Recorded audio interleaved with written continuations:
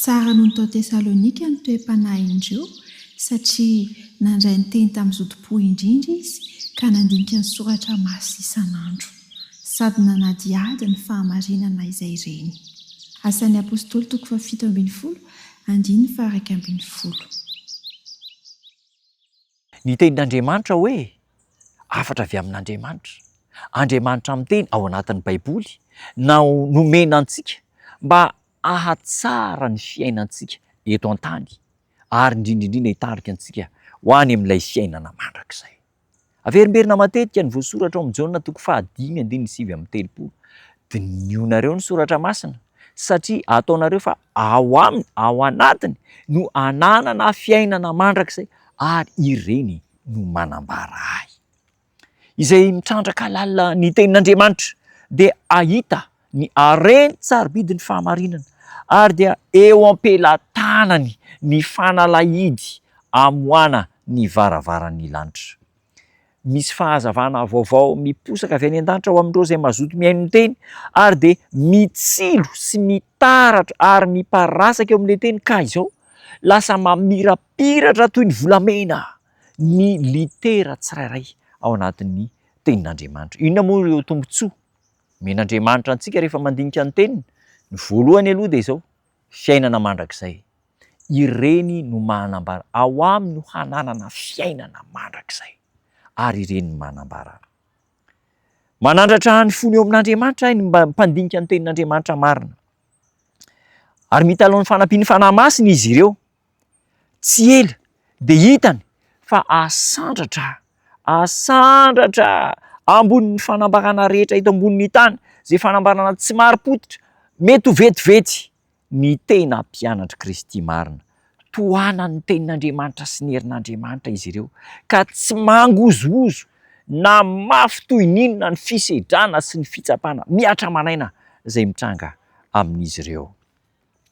Misy mpanoratra anankiray ny teny mihitsy izy nasaina ningoso nivadika tamin'Andriamanitra, mialana ao amin'Andriamanitra.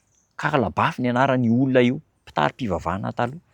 Eo amin'ny 80 taona mahery eo izy nifikitra tamin'Andriamanitra dia hoy izy rehefa naseho teo amin'ny fitsarana izy, aoka ianao hiteny ratsy an'Andriamanitra manomboka hatramin'izao, hoy izany ny mpitsara sy ny mpanenjika. Dia hoy izy, 80 taona nanompo an'Andriamanitra tsy mbola nanao ratsy ahy izy, ka nahoana no terenareo hiteny ratsy ny anaran'ilay Andriamanitra izay nita sy niaro hatramin'izay.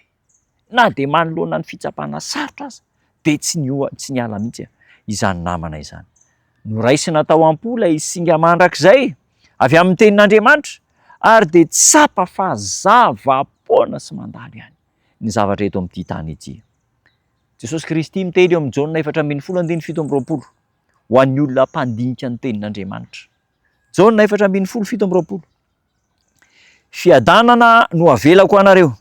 Ny fiadanako no omeko anareo, tsy taka ny fanomeny izao tontolo izao ny fanomeko anareo. Aza malahelo na matahotra ny fonareo. Ho an'ireo olona izay mpanao tsidim-pahatra ny tenin'Andriamanitra dia zara raha mahatakatra ny hevitra tian'Andriamanitra omena azy izy ireo. Ny mampiran'ny fiangonana rehetra, ny mpivavaka rehetra dia tokony hifankazatra amin'ny tenin'Andriamanitra. Ary ambaran'ny tenin'Andriamanitra fa tsara amin'ny asan'ny apôstôly 7:11-12. Ny toe-panahin'ireo dia tsara noho ny tany Tesalonika. Ilay olona tao Beria zany io e. Ny olona tao Beria tsara noho ny tany Tesalonika satria nandinika ny soratra masina isan'andro na marina izany na tsia. Fantatsika ny Tesaloniana zany misy epistily mihitsy soratan'i Paoly ao Tesalonika, Tesaloniana voalohany sy Tesaloniana faharoa. Fa ny mponina tany Beria tsy mba nisy, tsy nisoratana. Kanefa ilay tany Beria no tenenin'ny apôstôly Paoly tsara noho ny tao Tesalonika satria ny antony nandinika ny soratra masina isan'andro na marina izany na tsia. Manazava ny teny ny fanahy masina. Hotahin'ny Tompo ianao, ambin'ny Tompo ianao, hivavaka isika.